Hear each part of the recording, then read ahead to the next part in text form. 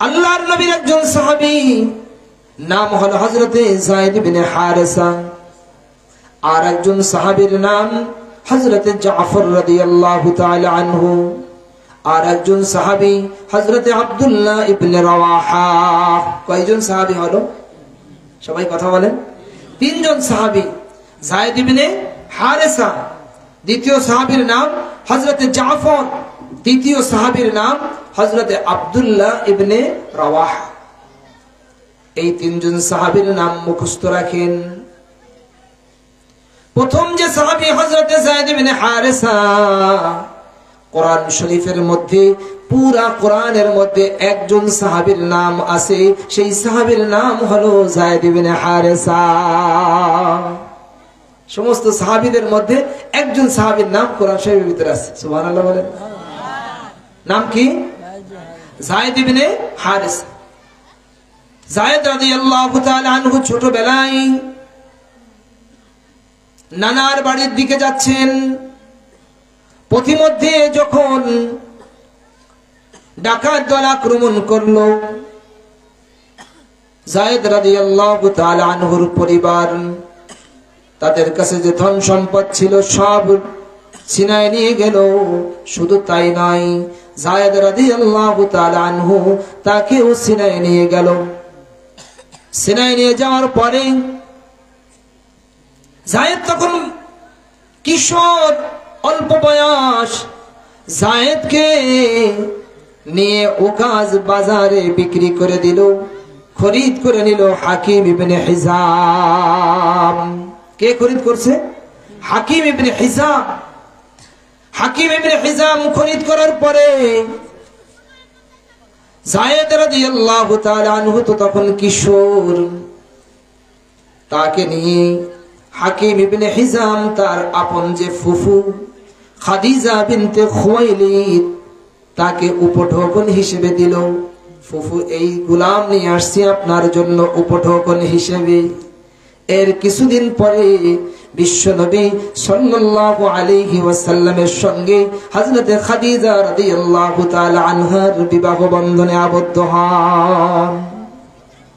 বিবাহ হয় নবীজি সাল্লাল্লাহু আলাইহি ওয়াসাল্লামের সঙ্গে হযরতে খাদিজাতুল কুবরা রাদিয়াল্লাহু তাআলা আনহা।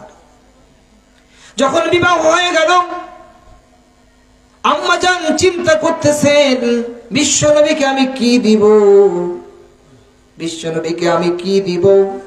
মনের ভিতরে আসলো, এই যে ছোট গোলাম যায়েদ, তাকে আমি বিশ্বনবীকে দিয়ে দেই। যায়েদ রাদিয়াল্লাহু তাআলা আনহুকে খাদিজাতুল কুবরা রাদিয়াল্লাহু তাআলা আনহা বিশ্বনবীর কাছে দিয়ে দিলেন। ইয়া রাসূলুল্লাহ, এই যে গোলাম, এই গোলাম আমি আপনাকে দিয়ে দিলাম। যায়েদের ভাগ্য খুলে গেল, যায়েদের ভাগ্য খুলে গেল। যায়েদ বিশ্বনবীকে দেখতেছেন, বিশ্বনবীর সঙ্গে তার উঠা বসা শুরু হয়ে গেছে। বিশ্বনবীর খেদমত করে, জোরে বলেন সুবহানাল্লাহ। কার খেদমত করে? বিশ্বনবী সাল্লাল্লাহু আলাইহি ওয়াসাল্লাম তো জাহানের সরদার। আমার আর আপনার সেই ভাগ্য হয়নি, আমরা বিশ্বনবীকে দেখতে পারিনি। দেখার আগ্রহ আছে না নেই? কম না বেশি? সমস্ত সম্পত্তি, সমস্ত অর্থবিত্ত, সব কিছু দিয়েও যদি বিশ্বনবীকে দেখা যেত, আমার তো মনে হয় কোন একজন মুসলমান বসে থাকতো না, সব মুসলমান দৌড় দিত। কি বলেন, ঠিক না বেঠিক? যায়েদ রাদিয়াল্লাহু তাআলা আনহু বিশ্বনবীর খেদমত করেন। এদিকে তার পিতা তো পাগলের মতন যায়েদকে খুঁজতেছেন, সব জায়গায় খুঁজেন, যায়েদের জন্য পাগল হয়ে গেছে। মা তো কান্না করতে করতে অস্থির। অনেক দিন পরে যায়েদের এলাকা থেকে কিছু মানুষ খানায় কাবায় হজ করার জন্য আসছে। খানায় কাবায় হজ করার জন্য যখন আসছেন, আসার পরে যায়েদের সঙ্গে দেখা হয়ে গেছে। যায়েদের সঙ্গে দেখা হয়ে যাওয়ার পরে যায়েদকে জিজ্ঞাসা করলো, যায়েদ কি ব্যাপার, তুমি কেমন আছো? যায়েদ বললেন, আমি এখানে অত্যন্ত ভালো আছি। আমার আব্বা আম্মাকে বলে দিও আমি সম্ভ্রান্ত পরিবারের মধ্যে আছি, কোনো অসুবিধা না।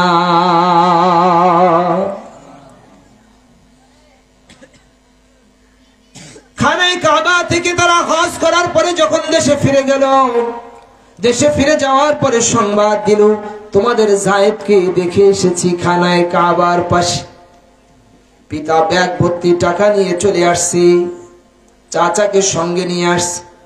দুইজন এসে নবী মুহাম্মদুর রাসূলুল্লাহ সাল্লাল্লাহু আলাইহি ওয়াসাল্লামকে খুঁজতেছেন। লোকেরা দেখাই দিল, মসজিদে যাও, মসজিদে যাওয়ার পরে নবীজিকে দেখতে পাবে। আমাদের কোন জায়গায় বেশি যাওয়া দরকার? সবাই বলেন, মসজিদে বেশি যাওয়া দরকার। ফজরের নামাজের সময় মুসল্লিদেরকে পাওয়া যায় না। ও বন্ধু, এই তো কবরস্থানে কবর জিয়ারত করে আসলাম, কত মানুষ, সম্ভ্রান্ত মানুষ ছিলেন, আজ দুনিয়াতে নাই। এমন একটা দিন আসবে আপনিও থাকবেন না, এখনো সুযোগ আছে, আপনার নামটা ফজরের সময় মসজিদের ভিতরে লেখা।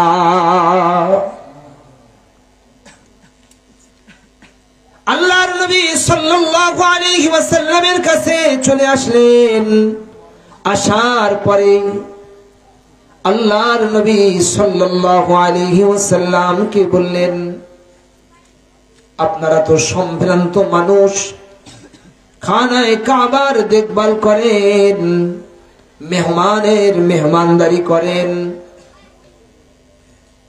অভাবী মানুষদেরকে আপনারা সাহায্য করেন। আমরা একটা আবদার নিয়ে আসছি। রাসূল পাক সাল্লাল্লাহু আলাইহি ওয়াসাল্লাম জিজ্ঞাসা করলেন, কি আবদার বলেন? যায়েদের পিতা বললেন, আপনার কাছে ওই যে বালকটা দেখা যায়, ও আমার পুত্র, আমার যায়েদ, ওকে নেওয়ার জন্য আসছি। টাকা যত লাগবে দিতে রাজি আছি, আপনি আমাদের যায়েদকে দিয়ে দেন। বিশ্বনবী সাল্লাল্লাহু আলাইহি ওয়াসাল্লাম বললেন, আমার প্রাণপ্রিয় মুসলমান ভাইরা, দিল লাগায় কথাটা শুনেন। এই জায়গার কথাটা অত্যন্ত দামি কথা। মা বোনরা যারা শুনতেছেন, এই জায়গার কথাটা অত্যন্ত দামি কথা। প্রত্যেকের দৃষ্টি আমি আকর্ষণ করছি, আমার দিকে লক্ষ্য করেন। তোমরা কেউ উঠাউঠি করো না, সবাই বসো তো, কেউ উঠবে না। যে কজন আছেন আপনারা উঠবেন না। আল্লাহর নবী সাল্লাল্লাহু আলাইহি ওয়াসাল্লাম যায়েদের পিতাকে বললেন, যায়েদকে সামনে আনা হোক, তাকে স্বাধীনতা দেওয়া হোক। তার যদি মনে চায় আপনাদের সঙ্গে সে চলে যাবে। আর যদি তার মনে চায় আমি নবী আমার সঙ্গে যদি থাকতে চাই, তাহলে আমি কিন্তু দূর করে দিতে পারবো না। টাকা পয়সা কিচ্ছু লাগবে না। ইচ্ছা করলে যায়েদ পিতা আর চাচাকে গ্রহণ করতে পারে, ইচ্ছা করলে যায়েদ আমি নবীকেও গ্রহণ করতে পারে। যে কোনোটা গ্রহণ করার স্বাধীনতা যায়েদকে দেওয়া হোক। যায়েদকে ডাকা হলো। যায়েদ, বিশ্বনবী ডাকলেন, ও যায়েদ, এনাদের দুইজনকে কি তুমি চেনো? যায়েদ বললেন, ইয়া রাসূলুল্লাহ, চিনি। ইনি হলেন আমার পিতা আর ইনি হলেন আমার চাচা। আল্লাহর নবী বললেন, আমাকেও তো তুমি চেনো? যায়েদ বললেন যে আপনাকে চিনি। সুবহানাল্লাহ বলেন। আল্লাহ, যায়েদ কেমন চিনা চিনছেন? আল্লাহ, কিশোর মানুষ, একজন কিশোর, অল্প বয়স, কেমন চিনা চিনছেন? বিশ্বনবী যখন বলে দিলেন, হযরতে যায়েদ রাদিয়াল্লাহু তাআলা আনহু তিনি তখন বললেন, ইয়া রাসূলুল্লাহ, আমি আপনাকে গ্রহণ করলাম। নারায়ে তাকবীর, নারায়ে তাকবীর। আমার প্রাণপ্রিয় মুসলমান ভাইরা, একদিকে বিশ্বনবীর আদর্শ আর একদিকে শয়তানের আদর্শ, দুইটা আদর্শ আমাদের সামনে। বিশ্বনবীর আদর্শের পিছনে হলো জান্নাত, শয়তানের আদর্শের পিছনে হলো জাহান্নাম। আমি আর আপনি প্রত্যেকেই স্বাধীন, যে কোনোটা গ্রহণ করতে পারি। কি বলেন, ঠিক না বে ঠিক? যার মনে চাই সে নামাজ পড়তে পারে, স্বাধীন না? স্বাধীন না? স্বাধীন না? কি বলেন?